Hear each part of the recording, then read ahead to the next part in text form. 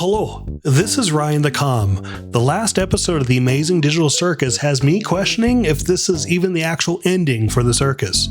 It goes without saying, spoilers ahead. Please do not watch this if you haven't seen the last episode yet, as I will be talking about the ending. I refuse to play any leaked footage though, okay?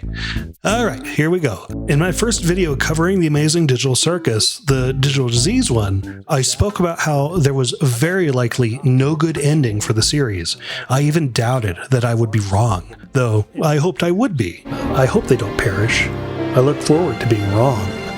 But with the evidence that is mounting, the world of the digital circus is a death sentence. And I stand pleasantly corrected. I was wrong here. It turns out there is a relatively good ending for the Amazing Digital Circus. Despite confronting the truth that they are digital copies, everyone has this grievous confirmation of Soma theory, and the survivors of the circus mourn the loss of Caine and having to face their own reality. But Pomni and Caine both try to make the best of their situation. Which is essentially conjuring and trying to, fix small problems in their world. A large part of the episode is dedicated to Jax, who finally abstracts after Pomni is too consumed to help him this time. After all, Caine and Pomni are practicing conjuration, and they're getting better at it each day. However, Jax finds himself slinking back into the darkness, and he abstracts off-screen. The reaction in the theater was interesting. Personally, I thought that was a good touch. We already saw how Jax almost abstracted once already. After a touching moment with Ragatha, Pomni goes full Savior Jesus mode in a bid to try to get Jax back. After abstraction, post-abstraction, Pomni somehow enters into his consciousness. Somehow. We get to learn all about Jax, literally all of his personality, how he perceives others and how they perceive him, or at least his opinion of that. In my opinion, Jax is almost irredeemable as a character. The way he treated his friends in the circus is forever tainted by his incorrect assumption that they were not real. It all goes back to how Jax told Pomni how he perceives the circus. You know none of this is real, right? Oh, what do you mean? Like the circus? All right, let me be real here. Why do you care about that?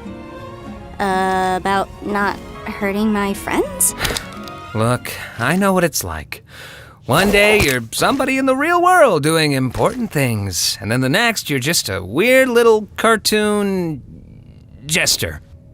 You want to hold on to that part of you that still thinks it's part of that world. But in the end, what does it get you? Ragatha tries to be all nice and friendly, but she gets torn up every other adventure. Whether we like it or not, all we are now is a bunch of cartoon characters. So what's the point of pretending we're not? We're still people, though, right? I thought we were at first, but as time goes on, we just end up falling into our archetypes, become part of the machine. What's your archetype, then? The villain? The interesting part? I think I know exactly why he abstracted. It's no coincidence that it was right after learning that he was living in reality. He was just not in a cartoon universe with an ever-present audience like he thought. Jax abstracted because of his realization that he really treated Ribbit and Kaufmo, everybody in his digital life really, so terribly, and that they were all real human beings. Oh my god. This is real. Not fiction. Have you ever done something that you regret? You really should see how Jax treated Ribbit. They almost make this super personal connection, but Jax throws it all away. He throws everyone away. These real life people that mattered. Why are we here again? What are we doing? But Pomni ultimately forgives him, and despite this, she's almost consumed by Jax. In this case, not through any fault of his own. It takes Zooble, Gangle, and Ragatha, Caine, to pull her out of Jax's glitched consciousness and back to normality. My throat is so dry. You said you were going on some spiritual retreat. Namaste. And you're supposed to be dead. I got better? Before Caine is even in the picture again, the gang guides Abstract Jax back to a darkened pillow fort of their own making. It's so interesting how Pomni decides to forgive Jax. It really solidifies this image of her being like Jesus, like this savior that forgives the sins of others. She sacrifices herself a lot. But what do you think? Would you forgive Jax for his sins? No. It's here that Caine really announces himself to the survivors, right after conserving Jax, I guess. And I'm really confused about how the show explains Caine being there in the first place. Not even I know what's out there. Wait. After Caine got deleted, after he died, Caine eventually finds himself spawned in the void. He even remembers dying.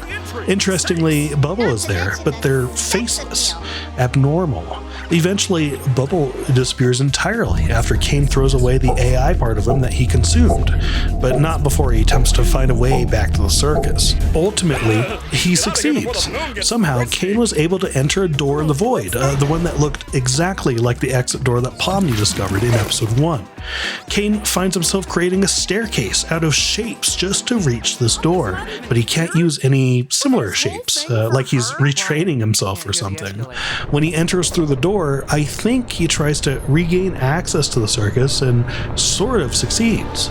Confusingly, Caine seems to revive or spawn Scratch back into the circus.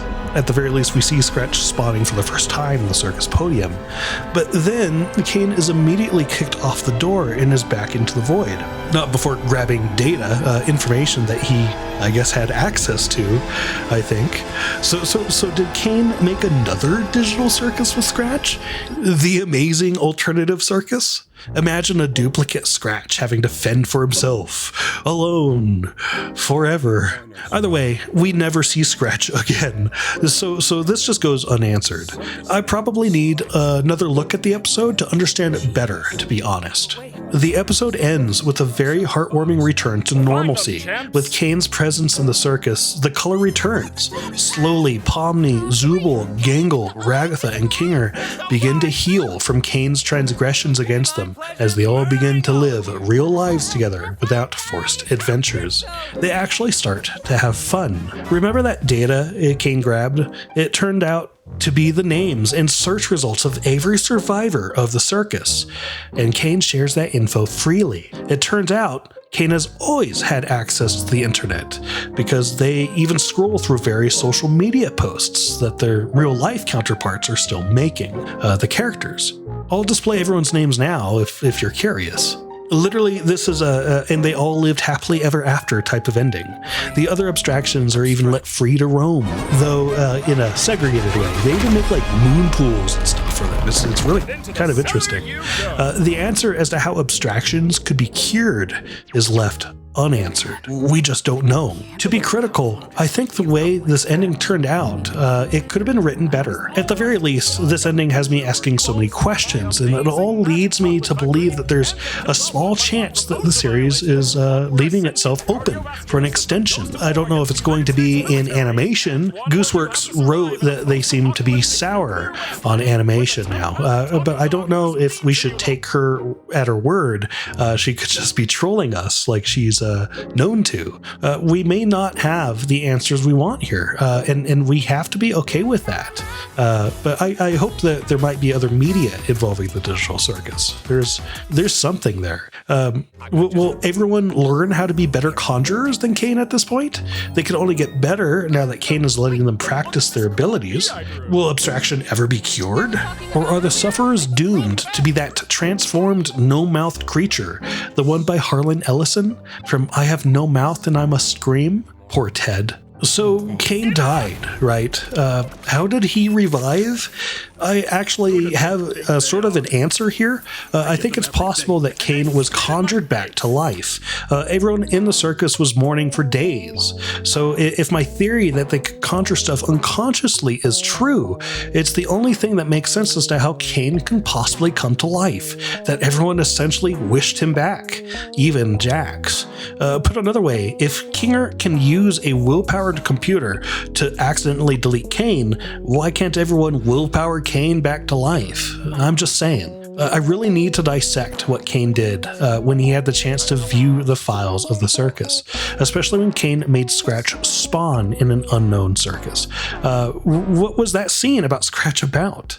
I will probably talk about this in another video. It's just highly interesting to me, so stay tuned, I guess. What happened to Bubble, too? One moment, Bubble had no face before Caine lit off the consumed part of himself, that blue AI. So it's just really interesting there. Did Caine have access to the internet this entire time? If so, why didn't he search the internet to learn from his own mistakes? Unless Caine really was that vain, it's quite the loophole. Remember when Caine threw away that consumed part of himself, that blue AI? Maybe it's that thing that was maybe projecting Bubble? I mean, Bubble disappeared after he threw away the AI, right? Where did that AI go? They're just out in the void now. It makes me wonder what they could be doing there now. Maybe they're creating a universe of their own. That's kind of exciting, isn't it? The ultra ego Caine doing their own thing. Maybe it is Bubble. I guess this is it. So yeah, overall, I liked it. It wasn't the best, but I'll take it, especially since it was a good ending. It's kind of what I wished for. So however that comes to be, it's whatever. I'm not going to be too critical about the show. It was fun. It was well animated. All I know is that the theater audience seemed to like it too. I plan to talk more about this as I think about the Digital Circus. I want to answer some of these questions, honestly, and for those paying attention to the channel, the interview video I said I was making is still in production, and it's still viable even after Episode 9's release. If you want to support me and you want to see more projects for me, consider being a member of my YouTube subscription. I guess that's what you call them. After recent moves by Patreon, I plan on doing a Patreon page of my own to support them for content creation. I think it's really cool what Patreon is doing. Any members of my channel will go on this wall behind my little PNG character. So thank you for watching. This is Ryan the Calm.